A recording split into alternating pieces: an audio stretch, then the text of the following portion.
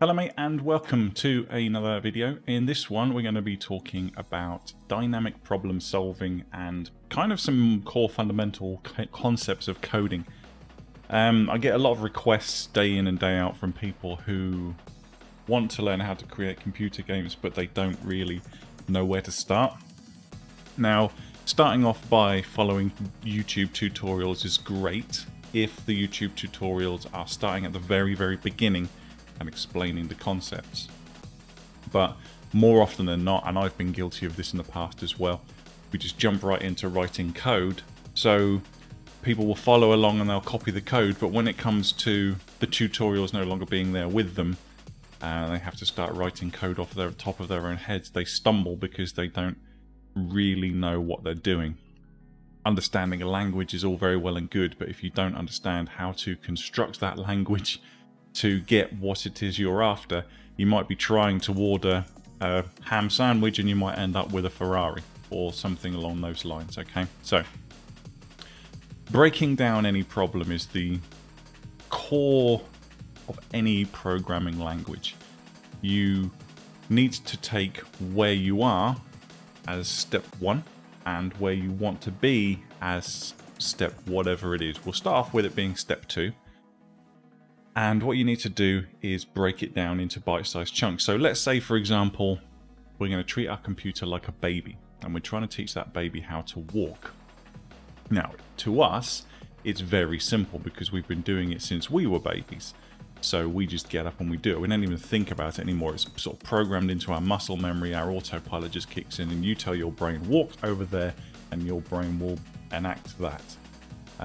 So what's happening under the hood, as it were, is that all of those steps that you learned when you were a baby are still being run through as a program by your brain, but you're just not aware of it. Essentially, what you've got in your brain is a function called walk, and whenever you want to walk somewhere, you call that function, and your brain runs the function, and you walk somewhere. Now, what we need to do is we need to break down the steps that actually go into that function, into that little block of code that are going to teach our body how to do it. Because if one of those steps is slightly wrong, we might fall over, we might walk around in circles, we might not even be able to stand up. So all of those steps are equally important, so we need to make sure we don't miss any of them out. So let's change the scenario somewhat to perhaps we want to make a ham sandwich. I know I seem to have ham sandwiches on the brain today, but we'll skip over that. So ham sandwich making. Let's assume that our brain knows how to walk. And we've got our walk function written, and we know how to eat. We've got our eat function, and the bit that goes in between is how to make a ham sandwich. Now, do we have the ingredients? Is probably the first check that we're going to do within that function. But what does that consist of? Okay, so we need to walk to the refrigerator, we need to open it, we need to check that we have butter or mayonnaise depending on where in the world you come from. We need to make sure that we have whatever bread it is that we're looking for. We also need to check that we actually have ham. We need to make sure that we have the utensils required to make the sandwich, i.e. knives and stuff. Yeah? Now each one of those has an individual function associated with it. How do I know what kind of bread I want? What does it look like? What does it smell like? Is it past its sell-by date? How do I open the packaging? So, as you can see, every single minute step of everything that we do in real life is broken down into loads and loads and loads and loads of steps. Now, the thing that really makes a good programmer is the being able to break down those steps and keep breaking them down. And if you manage to do it to the extent that you need to, basically the code is already written. You will have, if you, let's say for example, want to display an image on the screen, whether you're using ren'py or whether you're doing it in Unity or just core C# or Java, once you've broken down the process of displaying that image onto the screen in whatever context you want it to be displayed in, the steps that you will have written down will basically be pseudocode, and all you then need to do is translate that pseudocode into the programming language that you're using, whatever that may be. So it's very important when you are thinking about writing a computer program that you know what problem it is you're trying to solve. Now, if it's a game, you might be thinking to yourself, well, there is no problem, I'm just trying to write a game. From a semantics point of view, maybe you're correct, but from a coding point of view, there is no difference to writing a database that sorts telephone numbers into area codes or something like that than there is writing a computer game. It's just data being moved around. Now, the difference between a database that moves telephone numbers around in a game is that the user interface, the bit that you see and you interact with, is a lot more flashy in a game than it would be in this database. But that is irrelevant when it comes to the background coding of getting the game actually to do what you want it to do. So try not to think too much when you're coding about the complexities of how do you get a ball to roll around inside a bowl in Unity. Think about what the problem is you're trying to solve. What do you want the player to be able to do? If the player's position is X, Y, Z, 0, 0, 0, and you want them to be able to move to 100, 100, 0, okay, how are you going to achieve that in such a way as it will be a smooth transition at a constant speed, and then the player will stop moving once they get to that position? You can worry about how you're going to put that all on the screen afterwards, but ultimately you're talking about moving three numbers, three integers or floating point numbers, from one position in your vector 3 to another position in your vector 3 at a constant speed. So that is the problem you're trying to solve. Then you need to break that problem down into steps, small, simple steps. And as I said, once you've broken down that problem into small enough steps, you'll find that you've basically got code in front of you. You just need to translate it. So that was the first bit I wanted to talk to you about. The next bit is dynamic problem solving. There is going to be a time when you're writing your computer game where you're going to want to add some functionality that you didn't think of when you first planned out the game. Now, aside from the fact that that is going to cause problems, what I would suggest to you is that before you start trying to implement your new functionality, and I've talked about this before in the past in previous videos, but I want to reiterate the point. What you need to do is you need to make a decision. Is this new functionality and the amount of time and energy that you're going to have to put into making it work without impacting too heavily on the rest of your code, is it worth it? Or is this just a nice to have that I thought of, and actually implementing it's going to be way too much time and energy? Because ultimately, as an independent game developer, you have to face the reality that unless you are one of the tiny, tiny, tiny minority of people who get incredibly lucky, and it is luck no matter what anybody tells you, that their game manages to get played by an influencer who's got millions of viewers and your game takes off. The majority of us never get that. We're going to be sat there making probably hundreds, maybe a couple of $1,000s from our first few games, because that is the nature of the learning that we're taking part in. If we're lucky enough to go and work for a big game studio, or even a small one, then we have a bit of a taking off point from, but ultimately you need to be able to back up your acumen. So what I'm trying to say is, if you go from working for a big software house and then you become an independent developer, if nobody knows who you are, who you previously worked for doesn't mean jack. Ultimately, you need to be able to leverage your previous positions in order to actually gain any real advantage over just every Tom, Dick and Harry out there who's making ren'py games and spitting them out one a month or whatever. So I kind of veered off piece a little bit there, so let's bring it back into the dynamic problem solving.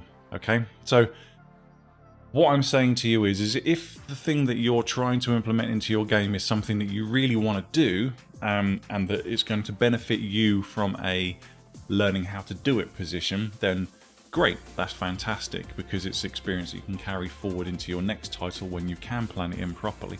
But if you're just looking at this from a pure business point of view, if it's going to take you hundreds of extra hours, knowing that those hundreds of extra hours aren't going to earn you any more money than you were already going to earn from selling your game, you have to balance whether it's worth it or not. once you've made that decision, if you decide to plow ahead and just put in this new implementation, what you need to do then is you need to think about how you're going to put this feature in with minimal impact to your existing code. If you get to the point where you cannot envisage a way of putting this new feature in your game without rewriting your entire game, don't do it. It's not worth it.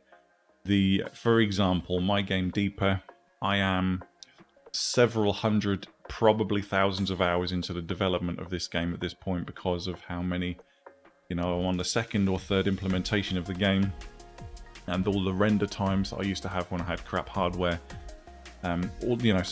So many hours that if I was to think of something that I wanted to implement that required me to change everything about my game code and how it works, I wouldn't do it. As much as I want to, believe me, I love adding new features to my game as much as the next guy does, because it's the problem solving is the thing that attracts me to coding in the first place. But if we're in a situation where I'm going to have to rewrite all of my core code, forget it. I'll put it on, I'll write it down, my idea, as a do this for your next game kind of thing. And believe me, I've got a book of suggestions and ideas at this point of things that I wanted to put into Deeper, or I wanted to put in one of the other games that I was working on, but decided not to just because of the amount of hassle it was going to be. So a little bit of a visual aid now. So let's say I've got my phone here and I've got my wallet here, okay? Now, I've written a function that turns the contents of my phone into something that the content that my wallet can understand. Now, don't read too much into what possible things I could be talking about, because that's irrelevant. What I'm suggesting is that I've written a function that takes some data from my phone and outputs them in a format that my wallet can understand and my wallet can do something with. Okay, now that function works right now. It doesn't have a return method. It is a function that accesses a bunch of variables from on my phone, does some magic, and then the outputted data it writes into a bunch of new variables. So there's no return method, okay? If you don't understand what I'm talking about, don't worry too much. Okay, that's just a specific thing that functions can do that we're not really going to touch on right now. Now, my new function, or my new thing that I want to do, requires that function to do something differently. It's fine. I can go into that function and I can expand it out into the thousands of lines of code that might already be in there, and I can put new code in. That is not going to break my game, provided that what data is taken in still gets converted to what data gets taken out. Now, I can add extra data. I can say, right, as well as accessing my mobile phone, I now want you to access my Xbox controller and take some data out of that. That data I want you to convert into something that my wireless retro controller can understand. Doesn't impact what it takes from my phone, doesn't change what it spits out to my wallet. It's doing some other stuff on the side that doesn't impact anything, so we're good as gold.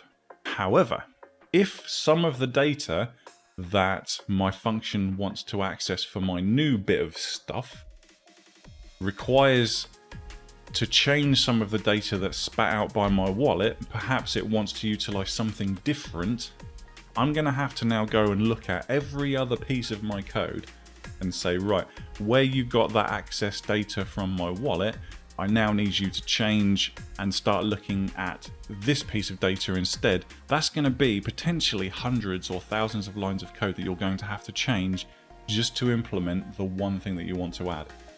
Probably not going to be worth it. If you've got a huge team of developers and you've got a budget of millions, fine, yeah, do what you want. Why you would be watching my channel is beyond me, okay? But from an indie developer's point of view, even if you're just doing it for fun and it's a hobby, you still kind of have to do these things, because I don't know about you, but I have a full-time job. I am studying for my university degree. I do go to the gym to try and keep type 2 diabetes at bay.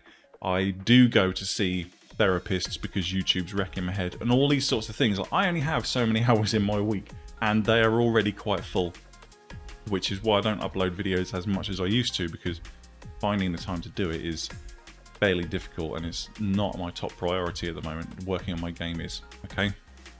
So there's an awful lot of things that you have to take into consideration when you're thinking of adding these new things. So dynamic problem solving, ultimately when you boil it down to it, that is what it accounts for. Is it changing the data that you're spitting out or taking in? And if it is the amount of time that it's going to take to debug that scenario worth the effort? So hopefully you found it useful, guys. I've talked for 15 minutes, and hopefully you managed to glean something useful from that. Let me know what you think in the comments below, and I will see you again in the next one. But until then, you take damn good care of yourselves, alright? Bye-bye.